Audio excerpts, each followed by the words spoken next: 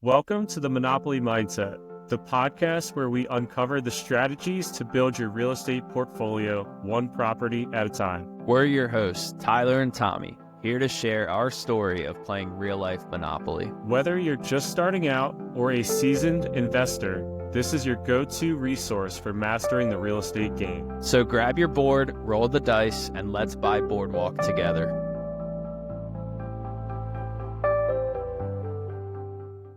Welcome back to the Monopoly Mindset, episode number 27. We had a first episode last week with two guests, which I think came out pretty good.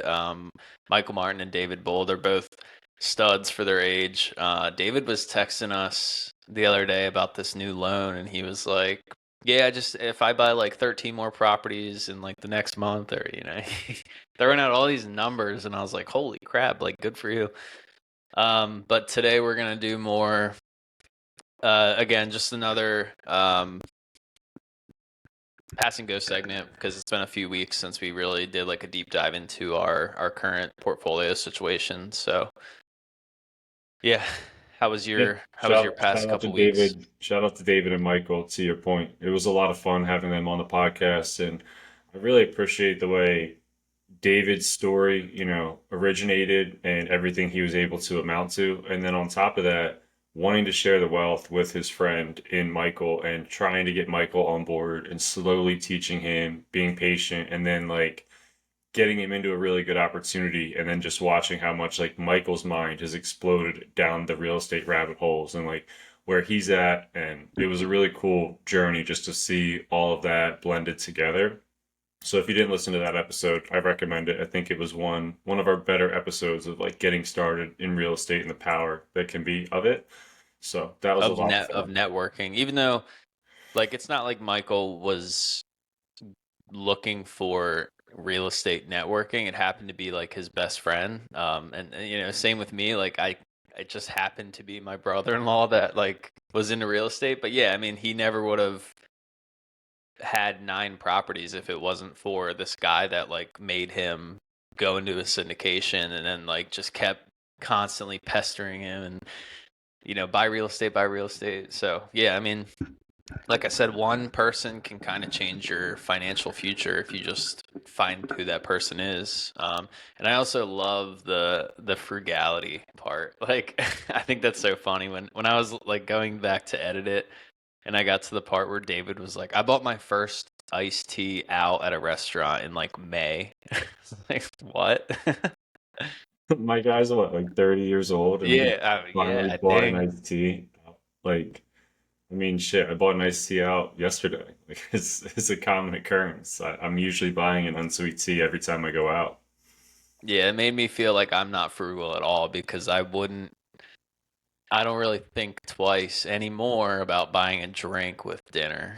Granted, it's like a soda, but Yeah, you don't in really high drink school, alcohol, in so high school I was for sure that way. Like I'm getting a water because it's $3, but yeah. All right, anyway, so how was your past week, or do you want me to go first, or I can go because I think you'll take up a lot more of the episode, and it'll be a fun episode for me. I haven't really talked to Ty much. He's been extremely busy with everything he's got going on at his new property and with Danielle and their painting, and he'll get into it in a little bit, but I'm excited to get an update on their end. I've still been rolling with the punches. It's been pretty stressful with Woodlawn. I haven't been able to get it rented. Um, I'm really running out of like ideas. Like, I mean, it's posted everywhere. We've gotten people that have applied. They haven't been like good credit scores. There just hasn't been like anybody that you're like, oh yeah, I would like to rent to them. They're like just really bad clientele. And so that's been stressful. Not sure what to do. I talked with Sarah about it the other day. She came up with an idea of like just blasting it on Facebook. I don't have a ton of Facebook followers in yeah, I that saw that. market. What? I saw that post, and then I was like, I thought it was rented. I thought you had mentioned you had somebody, but What do you mean post? her Facebook post about Woodlawn. Oh, I didn't even know she did it. So Yeah. I have to repost that then. 'Cause she knows more people in the area. I don't have as many friends like network in that area, so that's also part of it. But I'm gonna obviously repost that now. I didn't know she did it. But yeah, that it's been tough because you buy a house, you plan for 3 months of vacancy, and now we're basically going up on 3.5 to 4 months of vacancy, and it's like, all right, what's going on? I'm like struggling with what to do. I don't really think rent is priced too high, like, which just sounds silly, right? Because it's sat for so long, but it's really priced very well for what it is and in that space. There's other houses recently too that just got listed, which is kind of adds to the frustration. There was just like my house for, the last 25, 30 days. Now there's like six houses. So a lot of them are 3 bed, 1.5 bath. There's a 4 bed, 1.5 bath. I'd say my house is like still in the top two most desirable of the ones that are listed, but it's just adds to that level. Well, you know, so yeah, it's been tough trying to think of what the next steps are with that property. I don't know if I am going to drop rent. Do I just keep, holding strong? Then there's like the I stressors mean, I of, think go ahead. you kind of don't have a choice, right? Because you'd rather get 1800 than another 2 months of no rent, right? Like like at least 1800, let's just say you drop it to 1800. That's at least it's $200 less, but every month that you don't rent it is $2,000 that or $1,800 that you're missing out on per se, right? Yeah, I'm not opposed to dropping it. So maybe that's the next step that we look at doing. To your point, is yeah, $1,800 positive, is a lot more than paying $2,000 each month to you know, not I mean my mortgage isn't 2 grand, but still making my mortgage payment on a house with no potential for rent. So we got Do you 15 think days left until September 1st, so I could reach out to Casey and try to get it dropped for this month and see if that gets us any traction. do you think you would you still cash flow at 1800 or are you starting to like cut it? No. No, I mean, even at 2,000, it's not a great deal. The anticipation for this property is it's a 5 to 6 bedroom. So it was always going to be a seasoning period. It just, it was a really quirky process in getting the deal. And we've talked about it a ton, like over time, and the tenants stayed there forever. And I didn't know when I was going to close. I've thought about backing out, but again, it's in the borough, which is where you want to be if you're in Dallas or where we are in Shavertown. You don't want to be in the township. There's a lot more rules and regulations there, so it's a good spot. It's a mile from campus. I mean, you can walk to campus. You can't get much better than that. It's got two full bathrooms. It's a 5 bed with potential for a 6 bed. So when you factor that in at $500 a kid, it's $2,500 a month, and then I am cash flowing very well. Or if you get the right group of kids that wants to put six in there, it's $3,000 a month. It's a good house.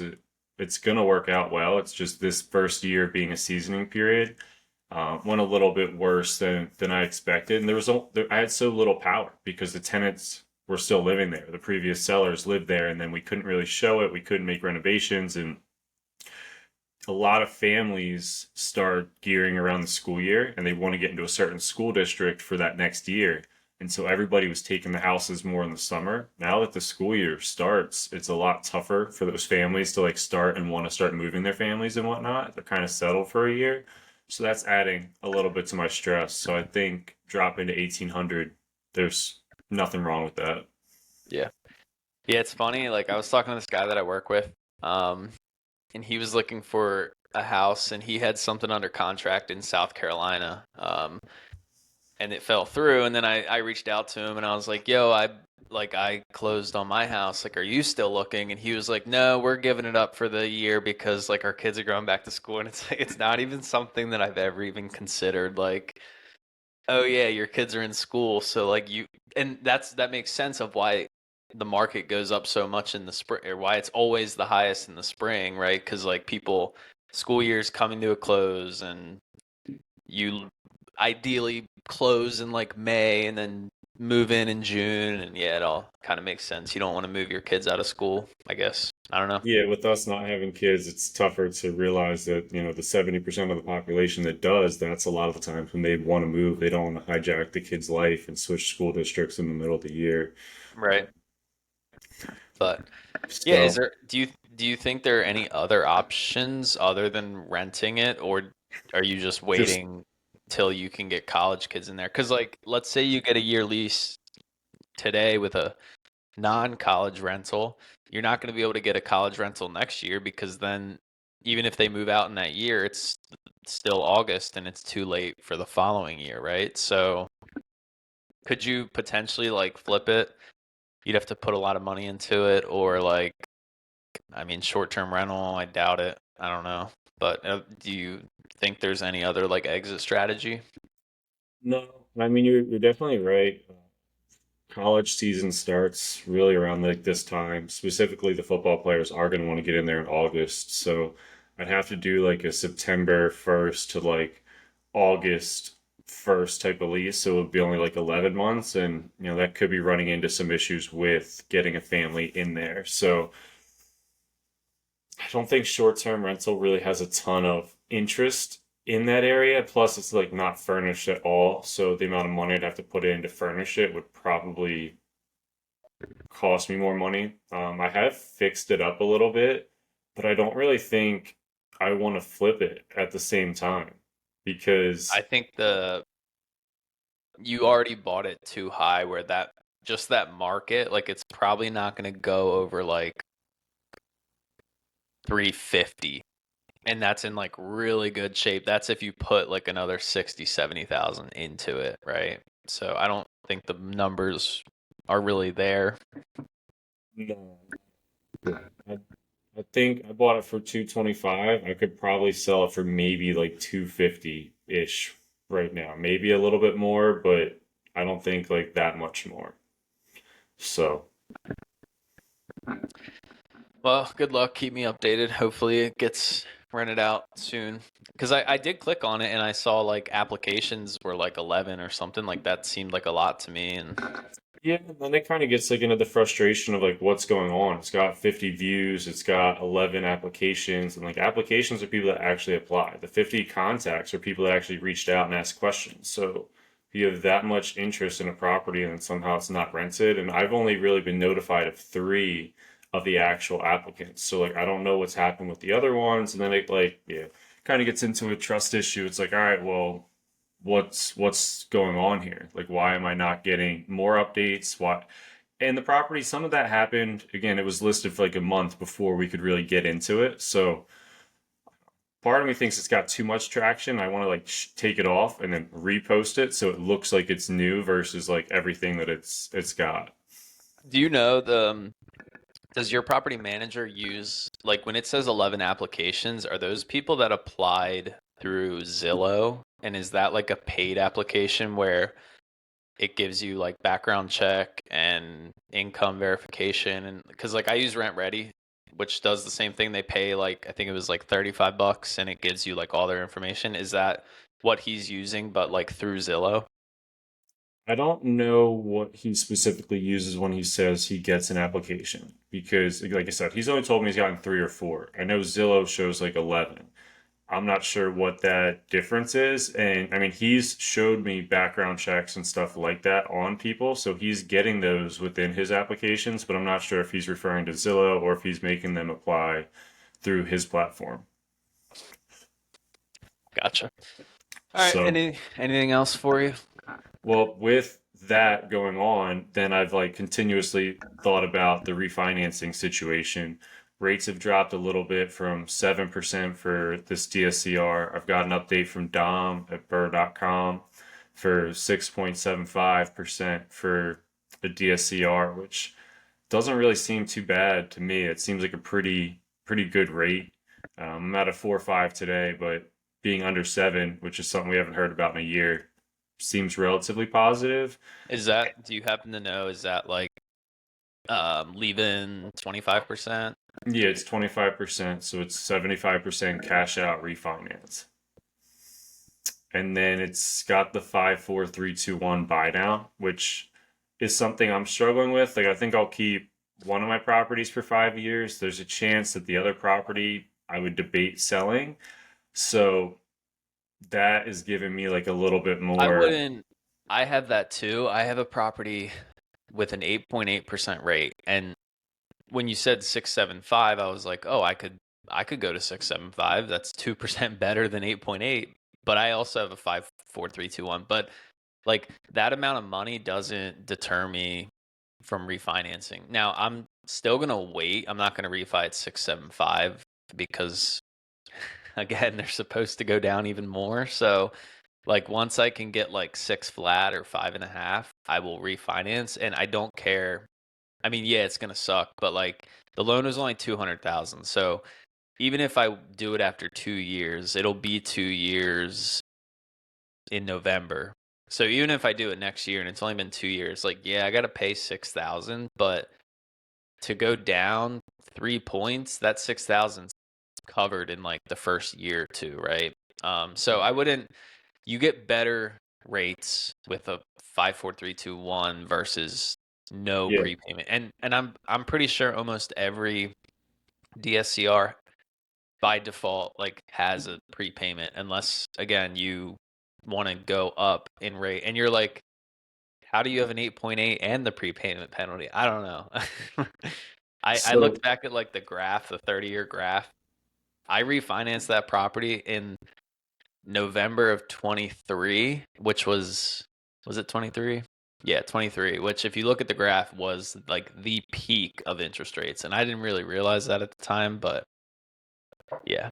yeah, I've been having a similar revelation with some of TDJ's properties when we were kind of going through everything we were with trying to refi. A lot of our properties were refied extremely high. And like I was looking at it, I think we have a 9% interest rate. I thought it was at 8.75. I think it's like a 9.25% interest rate on like our most expensive property. And it was like, damn, like that is a lot of interest. I'm like, I can save almost 3 percentage points if I, refi that one at today's rates, which maybe we'll end up looking at doing that sometime in the future. Um, and like it does seem like rates are dropping. They're supposed to keep dropping a little bit. We're not very political, but I do think politics are going to come into play, and Trump's going to keep trying to get rates down. He's been adamant about trying to get them down. So I'm hoping that he keeps staying on that path and does try to get rates down. So we'll see what happens over the next year and a half or whatever. And it might be a better time to start refinancing some of these properties and get them on better loans. So with rates dropping, I think one advantage and one thing I'm like struggling with trying to decide between is doing just the DSCR loan for both of my properties. I actually really appreciate your insight of saying the 54321 isn't that big of a deal, because I was stressing myself out about it.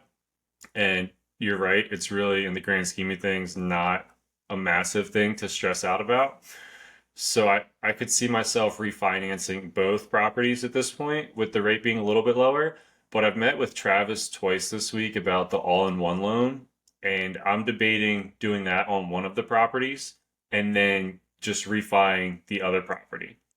And So you can do that on an investment property. as long as it's in your own name, which a lot of people don't have that perk, but I do. Both of mine are in my own name. It doesn't make sense to do the all-in-one loan on several properties either. Like it's kind of makes the most sense to do it on one property and put all the money that you're getting towards that loan. But we ran through some calculations, and like even at just putting like $600 or $700 extra a month, like towards this property, it'd be paid off in like 12 years. And that was just from like like that was basically just like talking about extra cash flow after paying expenses from like the property. So like just letting like the business run itself, not Now, adding any. Go ahead.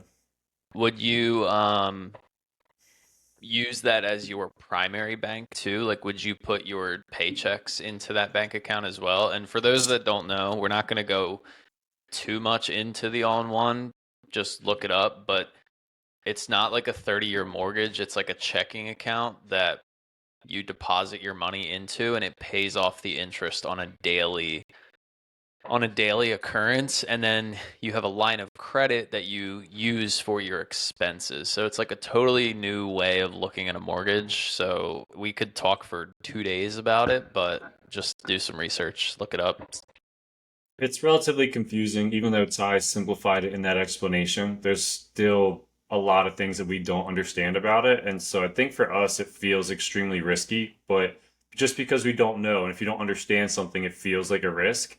But talking through it overall, it seems like a really good product for people that pay attention to their finances, and like it's strategic way to use the biggest issue that property owners get into, especially real estate investors, and this is why I like the product in my situation, is you buy a property, it goes up in equity. Now you have, $50 to $100,000 sitting on a property that you can't access, you can't touch.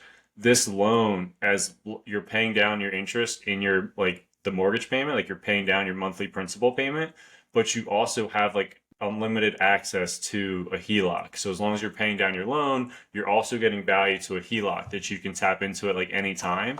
It's also a variable rate, which I know Ty doesn't love, but with rates being higher, I like it at this point in time. So I'm like, shoot, okay, I'll get it at a 6, 7, or I'll get it at a 7. But if rates are going to drop for the next 5 to 10 years, who knows? Maybe they drop for 5 and they jump for 10. So like overall, it's roughly the same. But if they start dropping, I don't have to worry about refinancing again. It's going to do it naturally anyway. So I kind of like that piece, and then I always have access into it from a HELOC, so I don't have to worry about getting another HELOC or paying. Like it's all kind of built into one.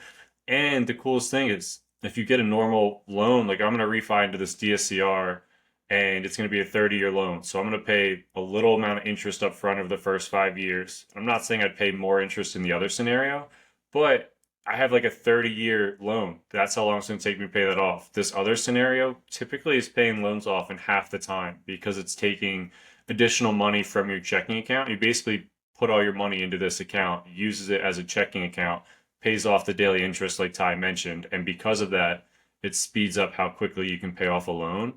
And it just turns like a property that's an asset and makes it even more of an asset by getting you extra equity and allowing you to pay a property down in 15 years versus 30 years. Yeah. Yeah, like I said, I think we talked about it in the past. I want to do some more research on it, and maybe when comes time to refinance, I'll look into it as well. But it's one of those things that it just seems so good that you're always like, well, what's the catch, right? It's like infinite banking, like the whole life insurance policy thing. It's like some people swear by it, and you look up other people and they're like, oh, it's a scam. Like I don't know. It's like it seems so good that you're like, if it was this good, how come everybody wouldn't do it, right? And then also, like, in my opinion, well, banks are out to make money, and so if the bank is selling this product and they're like, you're gonna save so much money in interest over time, you're like, well, that means you guys are gonna lose so much money in interest over time. So why are you like pushing this product so hard that you're theoretically going to lose money on versus if you did a 30-year interest? Like, I I don't think know. they get more money up front than they would on a 30 year, so they get it sooner. Plus, you get access to the HELOC. So then, like, you're kind of a customer for a long time because then you can just tap into the HELOC even though you're paying down the loan. So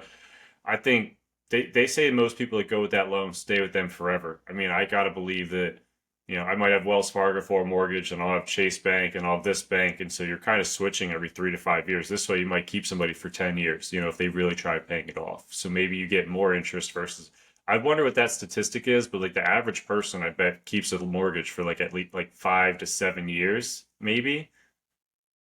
So I maybe think this is that's, yeah. putting Yeah. them Or past the at least average, like 10. Anthony said that's the average that people will move. So live in the same house. Yeah.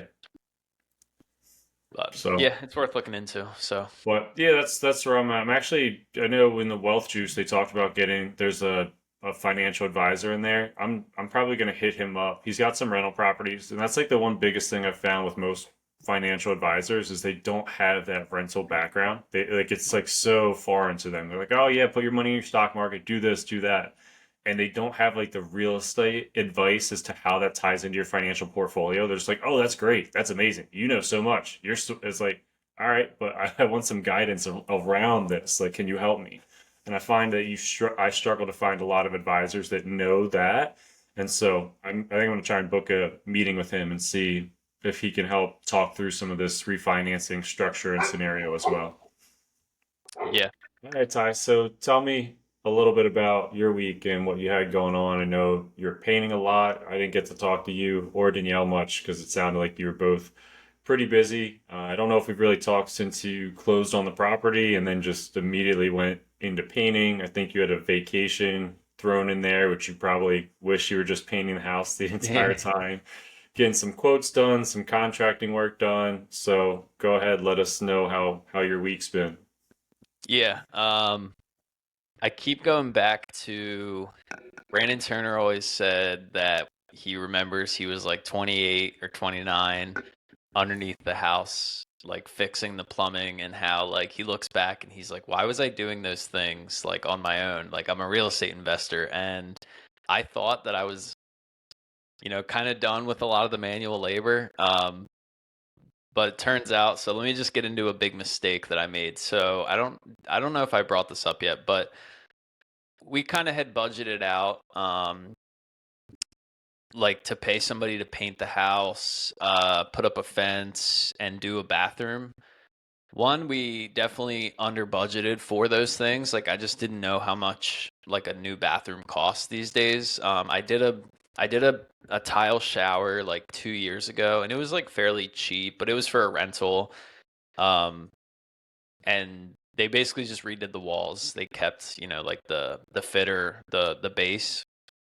Um, so the big mistake that I made was taxes. So a week before closing, my CPA reached out to me with like the final numbers of like he didn't file the taxes yet, but he had completed the work and hit me. It was like, hey, you owe like a pretty good amount, and it was far more than I ever could have imagined. And so we basically were like, all right, well, I guess we're doing a lot of this stuff ourselves.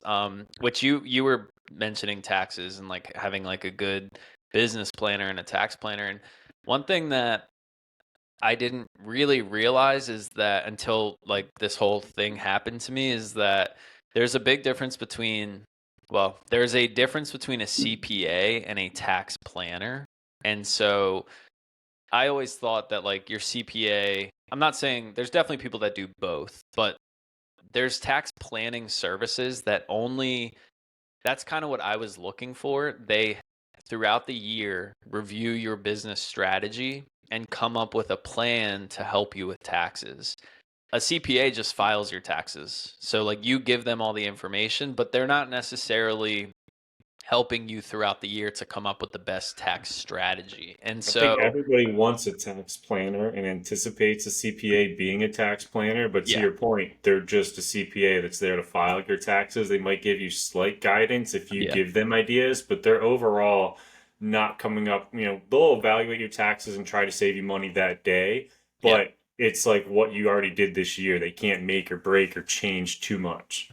Right. And so again, I'm sure there's people that do both, but a tax planner is something I'm going to look into. Now, I will say a lot of this was W-2. It's not like I could have done anything different. You really get into tax planning and tax strategy with real estate over time, and like, I talked to somebody and they're like, it's pretty expensive. Like it might be like $2,000. So if you just have one rental, it's probably not worth it. But once you have like 5 to 10 and you start selling some and like 1031 exchanging and like kind of get more involved, then I think that $2,000 could save you $10,000, right? So my situation was a lot more just like W-2, but not just like salary. A lot of my compensation is like based on RSUs, and then we can purchase RSUs at a discount or stock at a discount. And so I had like a lot of income that was not ever paid federal taxes, basically. Danielle's W-2 for some reason, like was barely getting any taken out, so she went in and adjusted like her withholdings to keep more so that we don't run into the situation again. But yeah, basically a week before closing, I figured out that a lot of the money that we were gonna, pay people, we owe to the federal government, which is awesome. So yeah, we basically decided we're gonna paint ourselves. We didn't even get a quote to paint. I'm just guessing it was like gonna be like 10 grand. I don't really know. But it wasn't gonna be. I mean, we probably spent 2,000 on paint alone already. So And then we wanted to do the bathroom, and we still have some budget for the bathroom, but again, I thought you could do like a bathroom for like 10 grand. So I had like a couple people come out and get quotes, and I told them what I wanted, and then I was like, I like, can you do that for around 10 grand? And they were all like, dude, you're gonna spend more than 10 grand in materials. And I was like, oh. So I don't know what we're gonna do there. I might have a contractor do some of it and do some of it myself. Like, for example, it's on the second floor, so I'll probably have like an actual plumber do the plumbing, because that part makes me nervous of like, if I do it myself and it leaks, that's just a problem. Whereas if I pay somebody to do like the important pieces, like the plumbing, the drain, the diverter, all that kind of stuff, and then I could like do the tile wall and the tile floor. I'm not sure. That's kind of all still up in the air, but yeah, we've pretty much just been in there every single second that I'm not working, painting. So it's coming along. We still want to move in like a week, but yeah, I mean, I could go on forever.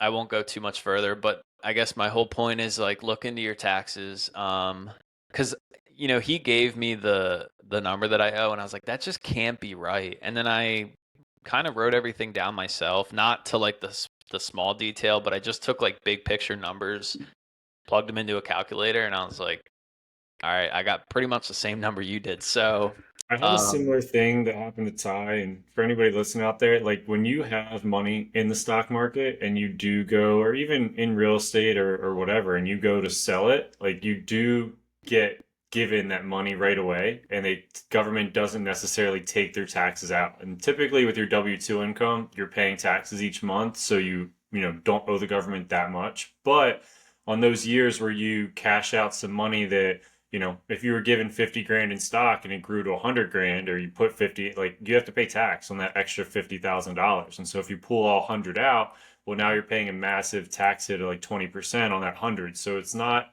like you have 100 grand sitting there. You have, that minus whatever the taxes are going to be on the 50. So you can get into a position where you weren't necessarily prepared for it. It happened to me. It happened to Ty. It's just something you always want to account for, is that you do have to pay tax on additional money. And even in real estate, if I sold a house that, I bought for 100 and I sold it for 200, I have to pay taxes once I sell that property. There's certain ways, if it was a primary and you live there, you can get, tax free, and you can kind of avoid some of those because they want to encourage people to be homeowners, which is a huge benefit. There's something else that Ty touched on earlier that I just want to make a comment about. Like, once you do get to several real estate rental properties, there are a lot of advantages to avoiding tax. I'm not sure if it would apply to Ty's specific situation today, but if you become like a real estate investor, and it works really well for like couples specifically, like say if one person in the relationship starts managing the properties, works really well for Airbnb people too. But you can essentially start writing off their income and say like, hey, like all these repairs and expenses were against, my wife or the husband's or that was their job. So they lost money at their job, and then collectively that can like make your household look like you didn't make as much money. And that's when you can really start using the tax advantages that we've talked about a ton in the past as like a real advantage. It's like, instead of paying $20,000 to the government or $50,000 to the government, depending on what you're messing around with, you now save that in taxes, and then you can use that to buy another property or do whatever you want with, because it becomes your money. So that's when you can really get into the tax advantages in real estate. So Ty and I are definitely looking forward to getting there, because paying taxes is not our favorite thing to do. Yeah, so what Tommy's referring to, it's called real estate professional. And so basically with taxes, there's passive income and active income. Your job is active, that's like a W-2, right? You're working that 40 hours a week. Then there's passive income, which is like a rental property. And for most people, you can't intermingle those taxes, meaning if you made 100K from your job, and then on paper, because of depreciation, or like you had a big expense, maybe you did like a $30,000 remodel that year. Let's just say you lost 30 grand from your rental property, your passive income. You can't write that $30,000 off onto your active unless you're a real estate professional. And then you can intermingle But to qualify for a real estate professional, there's guidelines the federal government has. I think it's like 750 hours a year. So I did start asking my CPA about this. He said it's kind of difficult to tell the government like, hey, I have a full-time job and I'm a real estate professional. So to your point, let's say like I have a kid or you have like stay-at-home mom situation and they work on the real estate side for 750 hours a year, which is what, like 15 to 20 hours a week, then you could start to write those things off. Or if you quit your job and do real estate investing full time, then your active and passive, start to intermingle, and that's where you can save a lot of money. But again, in the situation I'm in, all my taxes was active, and I can't really do a whole lot to write that off. There's really no. Yeah, it's a futuristic thing that we would Yeah. love to get to. I think our spouses would love to be that person as well. I think they want us to get there so that they can think that they're helping us out in the sense of saving the taxes. But that would be like an added bonus, I think, for you and I to think about in the future. Is like, well, we could use the tax savings as something that could be very beneficial to us.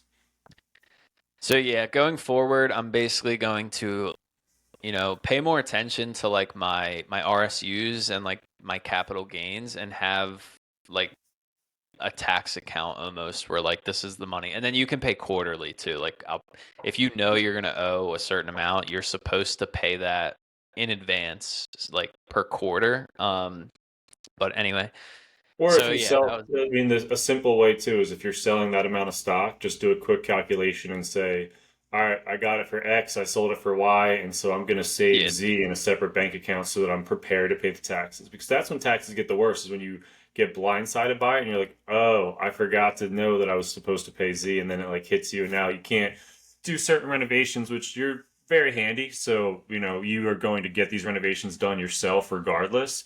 But you would have Luckily though, I rather. didn't pay the renovations and then get hit with the tax bill, because that would have been a much worse situation. So I'm happy Yeah. that it happened before closing versus me paying all these people and then figuring out that I owe money. But yeah, so then renovations that we are doing right now, today, this morning, I'm getting my basement waterproofed at my like current house, not the new house. And then I'm getting the roof replaced, or at least over the sunroom on the new house, and that was supposed to get done this week, but as of today, it hasn't gotten done. It's Friday, so we'll see. But that's The like week's currently over. Nobody leaking. works on Friday anymore. That stopped 5 years ago. Well, I'm hoping it gets done today. But yeah, I'll be there all weekend painting, and hopefully we can move in. The last thing that I'll touch on is, so yeah, we unfortunately we had vacation planned like the weekend after closing, which is just bad timing, but it was a good time. So your mom stayed at our house to watch our dogs. Shout out to Lynn, thanks for that. And I had mentioned, I don't know if I mentioned on the podcast, but my neighbor, there's like a bad situation where the neighbor's like 50 or 60. His parents died and left him and his sister the house. Um, the sister doesn't live there, but he did, and they didn't get along. He had some issues that I don't want to go into too much, but I think there was some mental health and drug issues going on. And if you watched him, it'd be pretty obvious. So I had reached out to her about a year ago because he he just came up to me one day and goes, and I've never talked to this guy like ever. He just walks up to me when I'm walking the dogs and goes, "My parents died. They left me the house. I'm rich. Woohoo!" And I was like, "All right." So I don't have, I don't talk to him too much, but I've mentioned to his sister in the past, like, "Hey, if you are interested in selling the house, like, let me know. I'd love to buy it, like maybe off market before it hits the market. You can save on realtor fees, etc." And it's been about a year maybe, and she was like, "Well, I need to get him out of the house, and he's part owner, which is a problem because they don't get along." Well, your mom was here. She came over because she was visiting, and she was like, "Hey, by the way, I've talked to your son-in-law before. I bought the house outright from him, and I and he doesn't live here anymore. So I'm thinking about selling it now. It's vacant.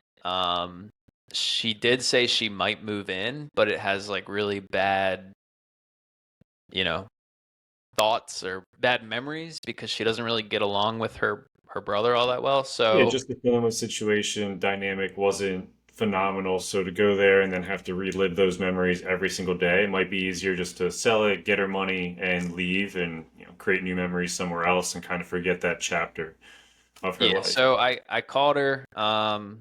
She basically was like, I might move in, I might not, but I figured like I remembered that you wanted to, talk about maybe buying it, and she was like, she said it's probably not a matter of if, but when, meaning like when she's gonna want to sell it. But again, we talk about like these off-market deals, and there's a good chance nothing comes from this because she did say, like, she was like, I'm not gonna lie, the most important thing is getting the most amount of money I can. And she got an appraisal, so she has this like number in her head, and she probably won't want to budge from that because she has an appraisal that says no, it's worth this much.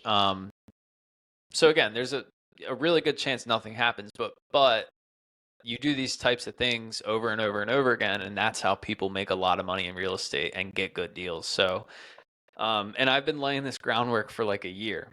Like I literally reached out to her probably a year ago. Nothing, I would send her like a follow-up text every couple months, and I didn't want to like bombard her every day, so I would give her time. But um, a year later she comes back and says like, "Hey, I think I'm ready to sell, and you're the first person I thought about." So, I didn't list it yet on the market, but I figured I'd come to you first. So, we'll see. I don't know.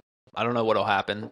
But I mentioned that I'm interested in seller financing, and that if we did go seller financing, that's probably would be the way that I'd offer the most amount of money. Like if I went to a bank, I wouldn't be able to offer as much. So, yeah, I just That's 90% of the situation, right? Or the problem is to have those conversations, initiate them, keep that relationship over time, and be top of mind when she goes to sell. I mean, you did everything correctly in the book, the way it's written. Like that's the way it's supposed to be done. And it at this point, if she decides that she wants to just list it, then she wants to list it. She doesn't like your offer of like top dollar but seller financing, and you give her two to three options, and then like a cash offer is significantly lower.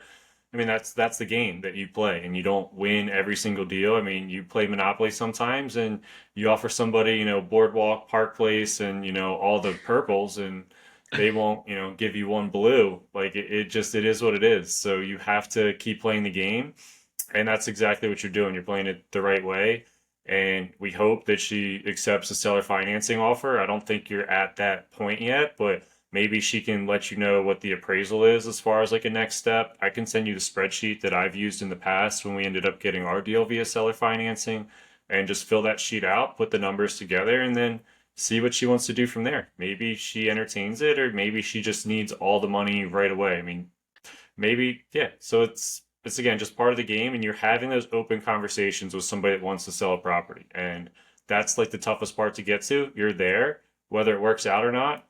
It's going to be a learning experience. You're going to gain a lot of experience, and then next time, maybe we structure it a little bit differently. We gauge the conversations differently, or we just get luckier. But I think you did a great job in procuring that relationship over a long period of time. yeah, and it's just these types of situations are just the success rate's very low. Like people that wholesale and send out mailers, right? It's like the amount of people that get back to you is maybe 3%, and then out of those 3%, you might close on 1 in 10. So it's like you just have to do repetitions, like 100 of these situations, and maybe you'll buy one of them. But yeah, so I'm not like getting my hopes up, but it was pretty cool that she reached back out. Unfortunately, I wish that I was still living here when it, like if I did buy it, it would have been really nice to be across the street because I It could. seemed just as nice though to have a property right next to another property. You can call the same contractors, they live across the street from each other. You go to look at one property, the other property's across the street. So I hear what you're saying, but having two rentals next to each other is also an added bonus. Yeah. Yeah, well, and there's also a lot of options. Like maybe, you could do a seller financing situation where let's say we want to flip it, because I know what it was appraised for and I know what one like 3 houses down sold for. I don't know the condition at all. So I don't know if it's a $100,000 rehab or it's ready to go. But, you know, I'm assuming it's in pretty bad shape. But let's just say hypothetically we wanted to flip it. We could almost just do seller financing for 6 months during the renovation where she's carrying that loan. Let's say we either pay for the rehab out of pocket or we borrow it like private money or something. And then we just sell it and pay her the seller financing, the note or the principal that's due. So there's a lot of options. Obviously, we'd probably look at keeping it as a rental first, but a flip is an option. Wholesale is an option.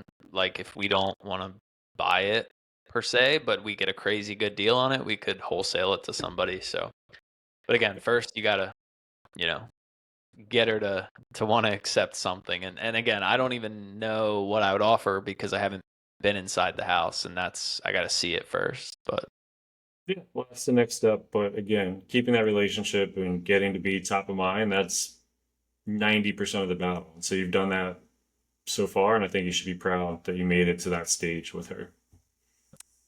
yeah, so we'll see. We'll keep people updated. Again, it's moving slow, so there probably won't be an update for a couple months, but give me some time to save up some more money. So Yeah. With that, I think that was everything that we had to talk about. Is there anything else? no, I'm all good. I'll have more. I mean, I could go on for a lot longer, but I'll save some stuff for next week. Sounds good. Well, thanks everybody for tuning in to episode 27. We'll see you next week. Thanks. See you later.